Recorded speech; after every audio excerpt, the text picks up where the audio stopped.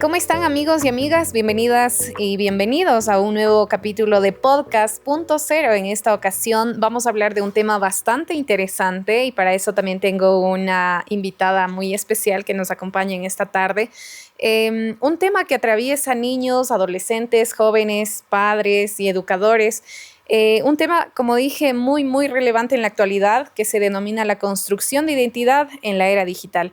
Y para eso también vamos a conversar con la psicóloga Samira Bastidas, que nos acompaña ya en esta tarde. Para eso también quiero darle la bienvenida. ¿Cómo está, Samira? Bienvenida. Muchas gracias, Katy, por esta apertura, ¿no? Es importante también saber sobre estos temas y tener estos espacios para que podamos aportar de alguna manera. Coméntenos un poquito más sobre usted, por favor, para la gente que no le conoce, Ya. para la gente que vaya conociendo un poquito más. Claro, con gusto. Bueno, mi nombre es Samira Bastidas, soy magíster en psicología clínica. Tengo mi consultorio, también trabajo en el DES en una institución. Realizo también talleres sobre medicina ancestral, integrativos. Y de igual manera, no sé, manejo una psicología integral, porque para mí lo que le haga bien al ser humano está bien. Chévere. Entonces es un conjunto de todo, sin cerrarnos ni a lo clínico, ni lo ancestral, ni a lo tradicional. Simplemente es la unión de todo que abarca para el bienestar del ser humano. Genial. En esta ocasión, bueno, y hablábamos fuera de cámaras, ¿no? Actualmente vemos que las redes sociales se han vuelto una ventana muy fuerte que influye mucho en el desarrollo de los niños, de los adolescentes, incluso ahora de nosotros. Pero qué importante o qué tanto influye en la construcción de la identidad de los chicos. Entonces, más o menos partiendo desde ese tema, quisiera empezar conceptualizando qué es la identidad desde la psicología. Ya, la identidad se refiere a los rasgos que tiene una persona, o sea, en su personalidad. Se refiere a cómo van a ser, si son sociables, no son sociables, a cómo se identifican, o sea, aparte de su nombre, tener su propio sesgo. A eso es a lo que se refiere la identidad en sí en psicología. ¿En qué se diferencia la identidad con la personalidad? La identidad es algo propio, ¿no? Supuestamente, o sea, es algo que nosotros lo hacemos, es nuestro sello, como lo decía. Es algo que de pronto puede cambiar si es que nosotros lo vemos necesario. La personalidad es el encajar en una sociedad.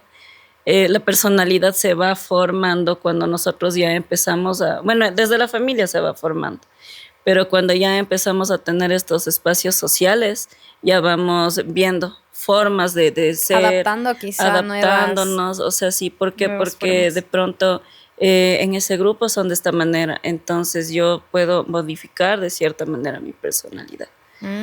Ya. ¿Y de a qué edad se tiene como establecido que la persona puede construir una identidad? Una identidad. La identidad es más o menos hasta los 12 años, se podría decir por ahí, pero como todo va avanzando por esta misma situación de las redes sociales, es todo un poco más precoz. La personalidad conjunto también ya a una identidad, se puede decir, ya completamente consolidada, se acaba de formar más o menos a los 24 años. Por eso es que normalmente desde los 13, que son edades en las que se tiene más, o sea, este conflicto hormonal, empieza como a chocar. Empieza a chocar todas estas situaciones hormonales, personales, el encajar, el no encajar, el incluso encajar o no en mi familia. Y viene avanzando. Y hasta los 24 años se logra consolidar, porque logramos ya sellar nuestra, podría decirlo, nuestro sello cerebral.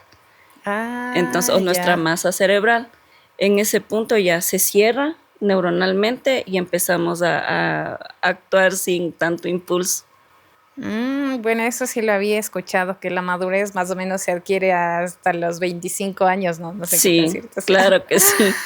Ya, entonces por eso se pueden justificar, digamos, ciertas actitudes. No, o sea, justificar, no, entender, sí. Ya, Es así. chévere. Antes la identidad, bueno, ahora que ya conceptualizamos este término, antes la identidad se construía en la familia, en la casa, con los amigos, en el barrio, no sé, en un lugar donde quizá un lugar tangible o un lugar donde yo podía compartir en realidad. Pero ahora la identidad también se construye a través de redes sociales, o sea, con la validación externa o con de encajar en la sociedad a través de redes. ¿Qué tan difícil es para ahora a un adolescente construir la identidad con todo esto que tenemos? Bueno, para hablar de la construcción de identidad tenemos que partir desde la niñez. Hablábamos anteriormente sobre esto, ¿no? Cuando existen bases sólidas para que esta identidad se vaya formando, tendríamos en la adolescencia y más en la adultez, antes de que formemos todo esto, una identidad sólida. Sin embargo, son factores sociales los que ahora nos obligan de cierta manera, o bueno, también es parte de la responsabilidad, el formar nuestra identidad en base a las redes sociales. ¿Por qué? Una de esas es esta situación de los trabajos, ¿no? Ahora mamá y papá tienen que trabajar, tenemos que trabajar, me incluyo, porque es el aporte económico para el hogar. Sin embargo, no hay corresponsabilidad también de los cuidadores y también de las madres y padres de familia para estar en un previo seguimiento hacia los niños. Se deba de pronto como un descuido, o no llamarlo así, pero tal vez es algo como no lo damos tanta importancia porque en nuestros tiempos no pasaba estas cosas, pero ahora al tener acceso libre a Internet, lo que hacemos cuando estamos en el trabajo, nuestros hijos empiezan a estar en Internet y cada vez hay más cosas y más situaciones que abarcan mucha problemática, pero para ellos es un juego. Por ejemplo, en niños son esto de los retos, en el que es pequeñito, o sea, no sé, anda, quítale una hoja a tu vecino, pero esto va escalando. Y al momento de escalar, llega un punto en el que en realidad los retos son serios. Ahora, ¿qué vemos en Internet? ¿Qué vemos en redes sociales?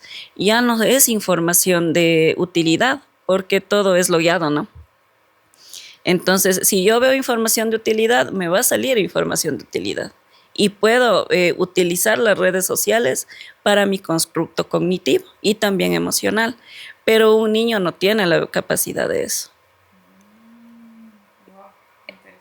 Entonces, ¿qué hace un niño? Ve algo divertido. ¿Y cómo se empieza con videos?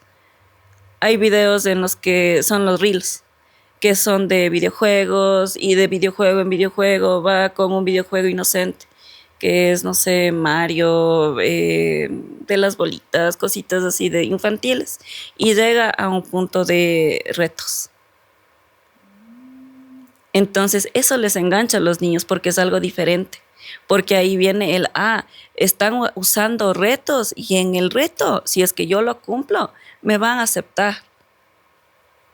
Entonces, ellos como ya no tienen esta relación externa, porque aparte de toda esta situación laboral, nosotros actualmente ya no tendemos a tener una conversación como antes, en los barrios, en la calle, en el decir libremente, sin celulares, sin tecnología, ¿cómo estás? Ni nada de eso. Ahora lo que hacemos es estar en una sala y todos estar con celular. Cómo nos ha cambiado, ¿no?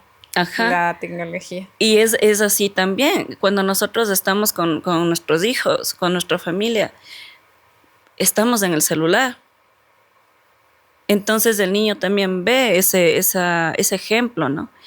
Y bueno, dice, si mi papá está en el celular, entonces ¿por qué yo no? Si esa es nuestra forma de comunicación, nosotros les enseñamos esa forma de comunicación. Qué importante hablar esto porque, como mencionábamos hace un momento, todo parte de una causa. O sea, todo efecto tiene su causa, toda consecuencia tiene su acción, por decirlo así. Entonces, por ejemplo, mucho depende de, en realidad, cómo fue construida o cómo fue llevada una infancia para las consecuencias o las decisiones o las acciones que se vean como reflejadas en la adultez. Y no quizá mucho de en la adultez, porque como decía, ¿no? Todo ha cambiado en realidad. Anteriormente sí se le veía, bueno, incluso me incluyo yo, de que yo crecí jugando todavía sin celulares, sin Ujú, acudir al sí. internet, con los amigos, en realidad en un espacio donde convivíamos todos. Pero ahora sí es sorprendente la cantidad de, incluso pasa mucho en mi entorno familiar, por ejemplo, por trabajo yo le doy al bebé ya el celular. Y esto repercute mucho en la construcción de la identidad. Sí, y de la personalidad sobre todo, ¿no? Porque ellos están teniendo otro tipo de información.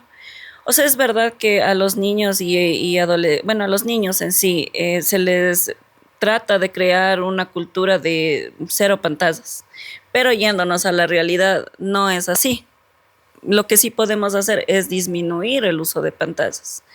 Por ejemplo, algo bastante factible es 1 hora antes de dormir, cero pantallas, porque sobreestimula el cerebro.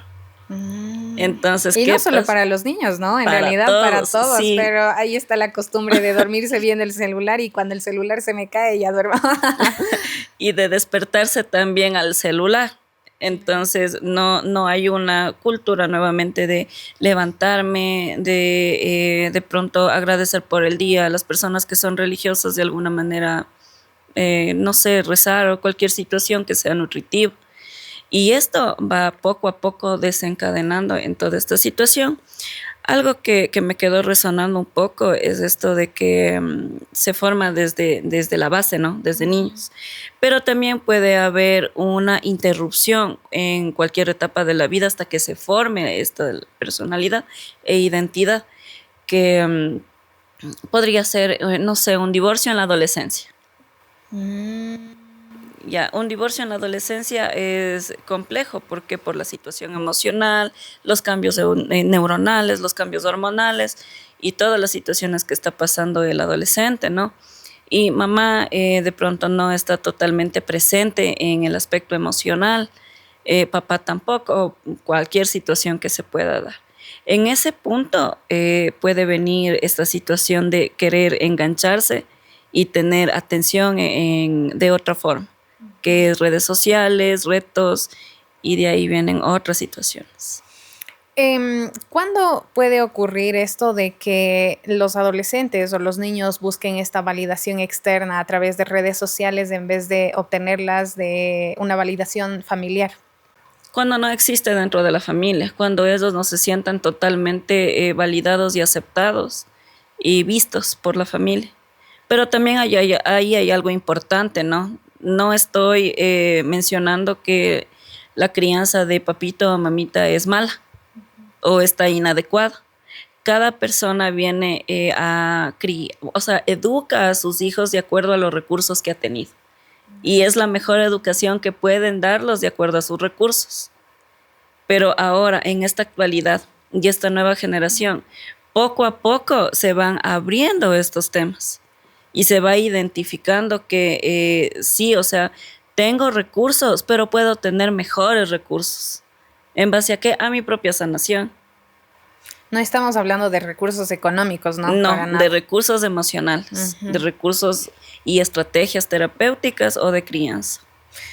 Bueno, a la edad que yo tengo, en realidad comparto muchísimo, muchísimo de que todos necesitamos terapia, sí. Sí, Porque todos. siempre hay cosas en la infancia que nos marcaron y quizá esas cosas son las que se nos quedaron y nos hacen actuar de una forma diferente. En este sentido, yo quisiera preguntarle, fuera de todo, quizá ha tenido algún, o que nos comparta algún caso real de donde un niño o un adolescente medio que está perdiendo esa identidad a causa de algún factor en especial. Hay muchos, ¿no? Hay Ujú. muchos y me quedo pensando porque no sé cuál decir. No, sí hay algunos. En realidad, la mayoría de casos van por esta situación. Y es que de pronto, o sea, papá no estuvo, un caso no. Su papito vivía en otro lado, estaban separados de mamá. Mamá estaba fuera del país. Entonces, ¿cómo fue la crianza? Con su abuelita. Pero ¿qué viene aquí? Cuando es una crianza con abuelita, en realidad la anatomía y toda nuestra historia es tan sabia que todos tenemos un lugar para aquí hacerlo. Como por ejemplo, las abuelitas están hechas para consentir, y es lo que nos dice. Cuando un niño crece con su abuelita y con el abandono de mamá y papá, no por el hecho de que le hayan abandonado en sí, sino por el sentir del niño, porque papá y mamá tuvieron que salir, ¿no? Pero ahí, ¿qué pasa con esta persona, con esta niña? Crece con estas heridas de abandono. Y como abuelita tiene más nietos a quien cuidar, criar o educar, crece con rechazo, con desmerecimiento, con invalidación, con el ser no vista, con el ser no suficiente. ¿Y qué pasa cuando llega la adolescencia? Parejas que no están disponibles, parejas con perfil narcisista. Híjole. Y pareja, aguantar, porque esa es su información, el aguantar. Si aguanto, me quieren. Y poco a poco se va dando esto de violencia psicológica, física, emocional. Y llegan a un punto en el que si no van a terapia, no nos damos cuenta de todo esto y lo normalizamos. Y hay que tomar en cuenta, ¿no?, que no todo es la terapia psicológica. Hay también terapia física, terapia, me refiero a gimnasio, ejercicio, porque esto también ayuda a que nuestros neurotransmisores estén más liberados. ¿Sí? Es como una atención integral para nosotros, que viene siendo un hobby, una alimentación saludable, viene siendo terapia psicológica y también que sería el ejercicio, ya como disciplina. Ahí tenemos y entramos directo a nosotros para poder realizar algo para nosotros mismos. ¿Y es algo común, por ejemplo, este tipo de casos, o en realidad son como contados, digamos, o pocas las personas que acuden a terapia? En la actualidad, ¿hay más personas que sí lo están tomando a la terapia como ayuda psicológica? Sí hay, o sea, ahorita hay, no son pocas personas, son algunas, porque de pronto, como mencionaba antes, a los papá y mamá de esta generación estamos despertando. Y aquí nos estamos dando cuenta que en realidad fuimos niños heridos. Entonces, no por juzgar ni a papá, ni a mamá, ni a nadie, ¿no? Sino por el decir, sí, yo fui una niña herida y yo no quiero que eso pase con mi hijo. Ojo, vamos a terapia por mi carencia. Y por mi carencia le debo a mi hijo, que de cierta manera está súper bien. Pero nuestros hijos nos llevan a terapia. Y al momento en el que nuestro hijo entra, va la mamá. Porque si no, el proceso no funciona. Claro, primero debería sanar los padres, ¿no? Sí, entonces es por eso que nos dicen, y me he topado también pues con personas que son de nuestra generación y me dicen, pero a mí no me pasa nada. Mi papá me pegaba, me decía esto, me decía este otro y todo, y yo estoy bien. Pues yo soy, pero el éxito. Y así, y cuando nos ponemos a ver todo su trasfondo y a conversar con él y ver todo lo demás, ver sus gestos, ver que de pronto por ahí esconde una ansiedad por tanta información que no pudo ser procesada, entonces decimos, no, o sea, no todo está bien. No todo está bien, ajá. Entonces, pero hay esta otra parte, y esta otra parte sí acepta. Y en este momento va y dice, no, yo no quiero esto para mis hijos, vamos a terapia. Y mucha gente está yendo a terapia por esta situación en la que estamos en una etapa de despertar. Genial. Buenísimo. Entonces, yo creo que en este sentido sí es muy importante, como digo, y yo quiero poner un ejemplo porque yo también todavía tenía esa duda. Tuvimos un caso medio particular, de hecho, en nuestros capítulos anteriores del podcast, con una persona que había atravesado este proceso de consumo y rehabilitación por consumo de alcohol. Y decía que siempre había crecido muy bien, nunca tuvo todo lo que necesitaba. sus padres unidos, toda la familia completa, pero decía, hay un vacío por el que yo no entendía por qué me fui por este lado y encontré refugio en el alcohol. Entonces, qué importante también, o sea, no todo está bien aparentemente cuando la gente más lo dice y lo recalca, no, yo estoy bien, yo no tengo nada. Entonces, pero me parece muy interesante conocer que ahora al menos, como dice la gente, está como despertando, esta generación está despertando por la necesidad de que a mi hijo no le pase esto. Y Prefiero también por mí. sanar, Ajá. pero no es porque yo lo necesito, sino quizá por mi hijo, ¿no es cierto? O sea, no, bueno, me hacía referencia a las personas que tienen hijos también, pero sí Ujú. hay personas que están despertando por este acceso a la información. Porque nosotros como que estuvimos en una línea en la que iniciamos a esta era del Internet. ¿Ya? Y también, como a diferencia de los niños de ahora, ellos ya tenían acceso libre al Internet. Para estar nosotros en Internet antes teníamos que ir a un Internet, Era un pagar, cyber. ajá, ir a un cyber y a veces no había dinero. Entonces lo utilizábamos ¿para qué? Para hacer deberes, de pronto para chatear por ahí algo. Pero, pero de ahí lo que más se usaba era para hacer deberes y todo lo demás. Entonces nuestra información o no, nuestra educación en esto de las redes es más informativo. No para todos, no. No es que en general para nada. Pero puede ser para un grupo informativo, porque crecimos con esta información. En cambio, para los niños es diversión. Por ejemplo, algo muy claro, cuando nosotros éramos niños nos decían, anda a jugar con tus amiguitos al parque. O vayan, Sí. no sé, escuchen música o hagan cualquier cosa. ¿Qué pasa ahora en los niños cuando están aburridos? Al Mamá, celular. quiero el celular. Toma. Ahí estamos fallando. Me parece, estos podcasts me parecen muy, muy, muy, muy importantes porque vamos descubriendo desde la experiencia y desde un especialista que domina este ámbito y en este caso desde la psicología y sobre todo hablando de construcción de identidad en la era digital.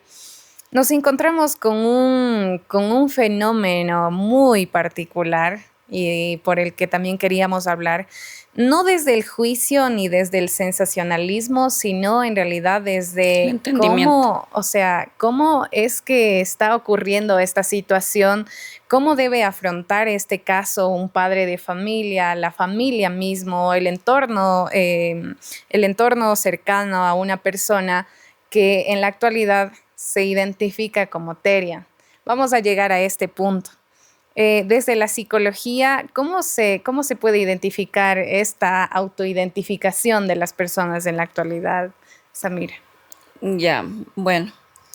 Eh, Vamos por partes, ¿no? Sí, por partes, Sí, por favor. por partes. A ver, ¿por qué se da esta falsa identidad? Por todo lo que venimos hablando anteriormente, que es validación, el llegar de pronto a una depresión, a una ansiedad, a la búsqueda de que me vean y al buscar todo esto que previamente vinimos conversando. Entonces, ¿qué pasa ahora? Porque no es solo una tendencia o sea, es una tendencia de ahora, pero hubieron anteriormente algunas tendencias y pasó lo mismo con los jóvenes. ¿Por qué? Porque necesito ser visto, necesito ser validado. ¿Y qué está pasando ahora? Está pasando lo mismo. Esta tendencia de los Terians no es considerada como un trastorno en sí, ¿no? Pero sí es considerada como de pronto una inestabilidad, como algo que en sí, si continúa esta situación y no solo se ve como algo transitorio, sino como en realidad me apodero de esto y voy, puede llegar a un trastorno. Pero ya dependiendo en algunos casos extremos, ¿no? Como por ejemplo, tenía información de que en otros países ya se estaba dando esta situación también y habían casos en los que un Terian había en forma de perro, ¿no? Le había mordido a una persona Entonces ahí ya vamos en contra de la integridad de nosotros mismos. Ya, y o sea, es muy importante entender y hablar con los adolescentes y mucho más con los niños. El decir, ¿qué te está pasando? ¿Cómo te sientes? ¿Estás bien en casa? ¿No estás bien en casa? Porque viene también esto de los terians, viene vestido de pronto una depresión o una ansiedad o algo que está pasando en el adolescente. O a veces nos dicen, no, si a mí no me pasa nada, estoy bien. Sí, está bien, pero ¿quién viste eso? No es una moda, por ejemplo, voy a poner un ejemplo medio, no desde el juicio, no, pero por ejemplo, hubo en la época, por ejemplo, del colegio, donde los chicos adoptaban quizás ciertas modas porque veían a un artista famoso que, por ejemplo, las gorras, los piercing, los aretes, los tatuajes. Y yo me hago esto porque mis amigos se están haciendo y yo también quiero ser parte del grupo.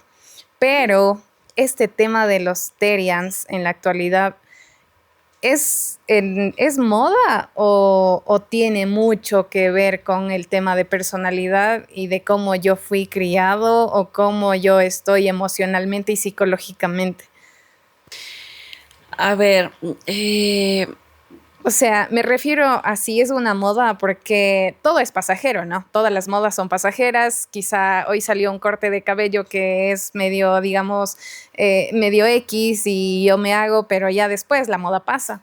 Pero esto de los terians, no sé, el hablar de identidad y que yo me identifico como un animal, no sé, si yo tengo una identidad y si yo ya construí mi identidad, esa identidad va a ser incluso mi marca personal con la que yo voy desarrollándome.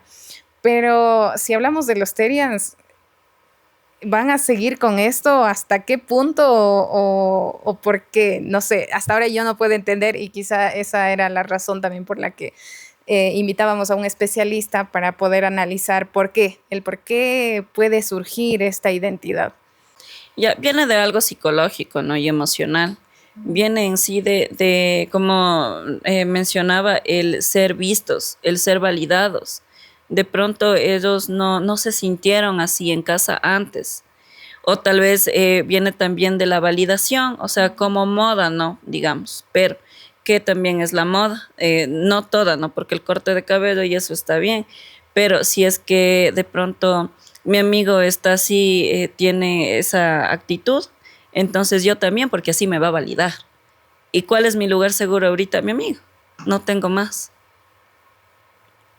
Entonces todo esto y todas las situaciones están embistiendo esta situación, este factor emocional, esta carencia emocional, pero no le estamos dando la debida importancia.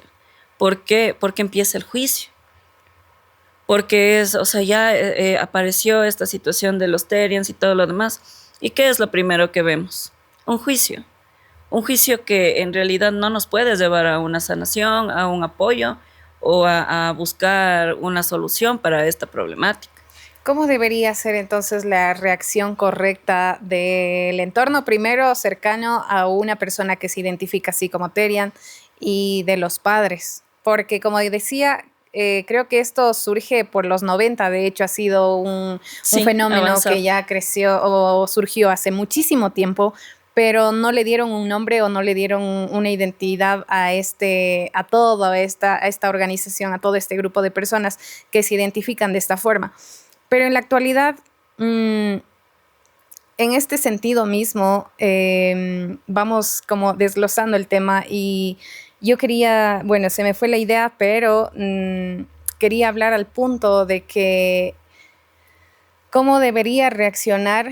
No hemos visto aquí en Imbabura todavía, como decíamos hace rato, no hemos visto como casos reales aquí, pero ¿cómo podría reaccionar si no es al juicio el entorno de una persona? El entorno cercano. Ujú.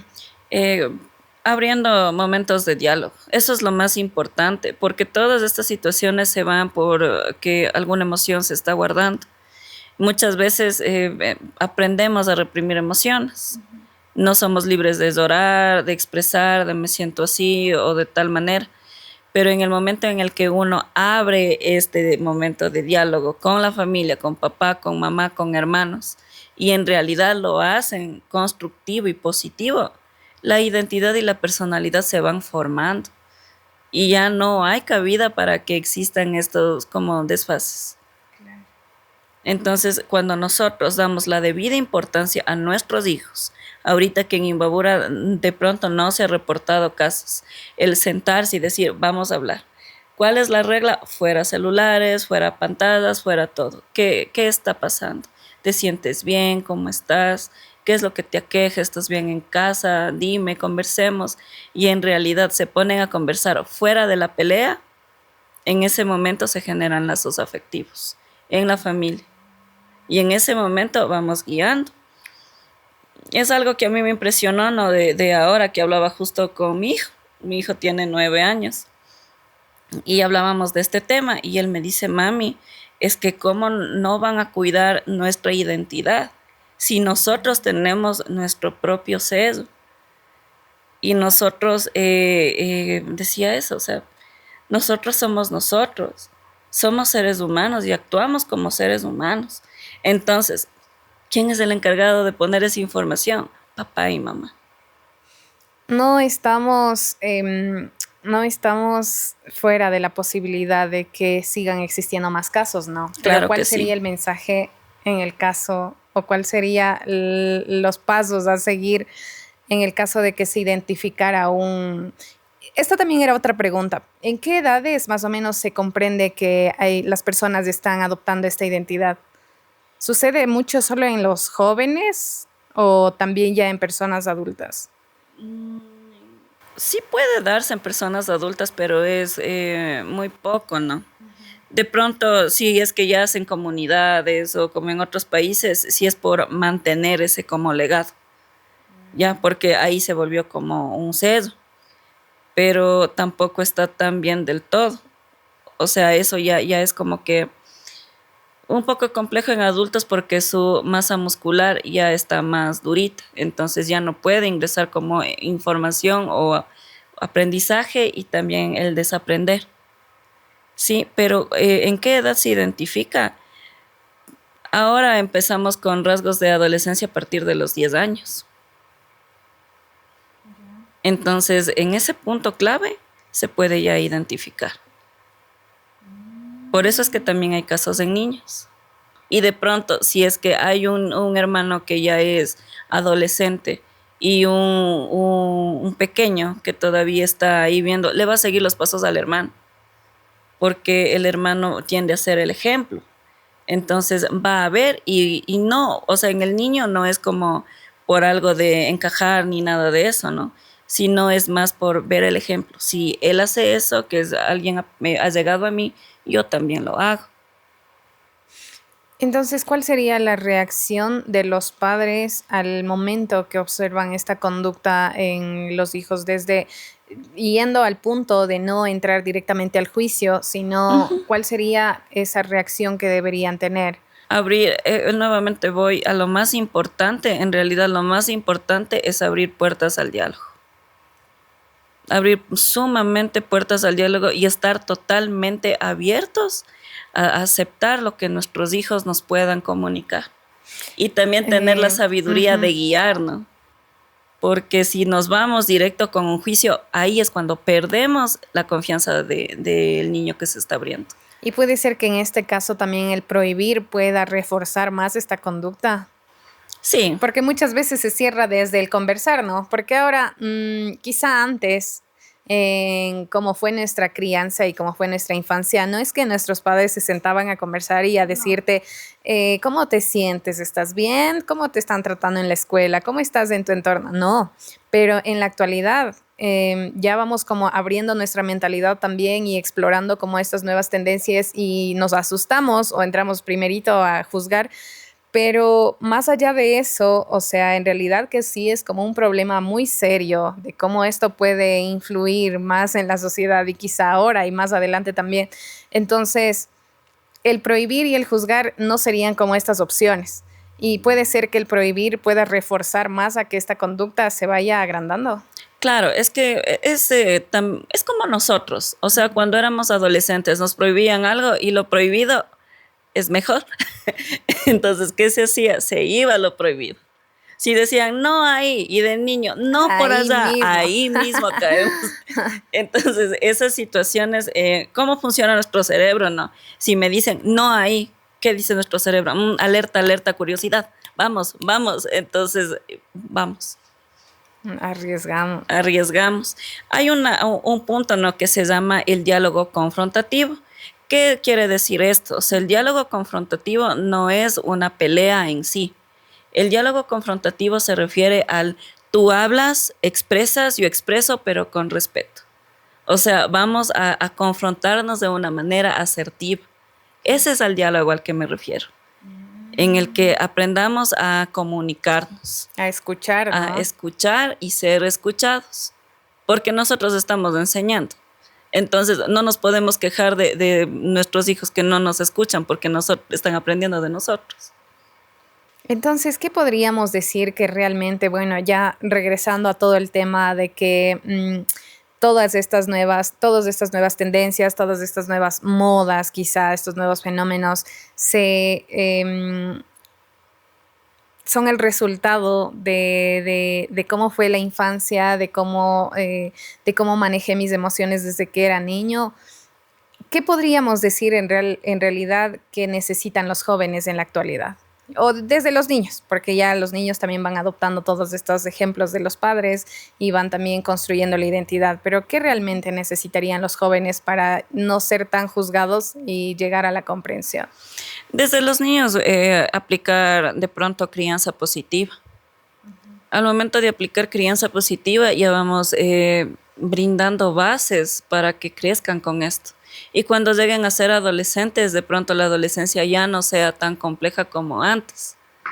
Sí, y aquí ya se abre parte para decir, ¿sabes qué, papi? Ya me está pasando esto, mami, me está pasando cualquier cosa.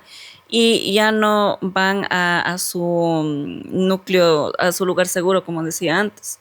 Porque es diferente tener un lugar seguro que es papá y mamá que saben guiar porque están más arriba, o sea, de experiencias y todo, ¿no? A que tener un lugar seguro porque en mi casa no lo tuve y verlo acá con mis amigos.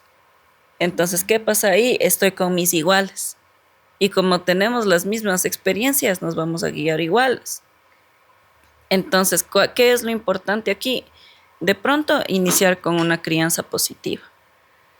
Y eso es otro tema más. Claro, es De que la el tema del crianza mundo de la positiva. psicología en realidad es muy amplia porque desde una emoción vamos partiendo al concepto de lo que es la emoción, ¿no? Y si nos pusiéramos a hablar de todo eso, creo que es, Uy, muy amplio. todo el día. Sí, toda la Sí. tarde.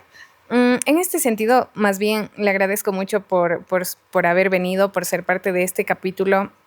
Entendemos muchos complejos psicológicos, entendemos mucho el tema de las emociones, quizá las frustraciones, todo este tema de la infancia no construida, no desde el lado muy positivo.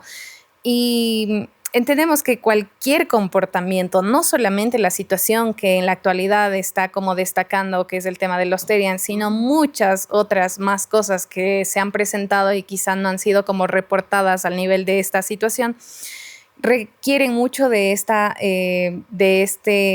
crecimiento psicológico saludable y de todas estas actitudes y comportamientos que puedan enmarcarle al niño desde la seguridad y desde lo sano, ¿no? No sé si lo estoy expresando bien, pero más bien, ¿cuál sería el mensaje también para los padres? Porque yo creo que los padres asumen una responsabilidad muy grande y que si los padres no lo hacen, ¿quién más lo podría hacer? Y quizás sí, ahí viene entre el tema de los educadores, los profesores, la escuela y los demás entornos.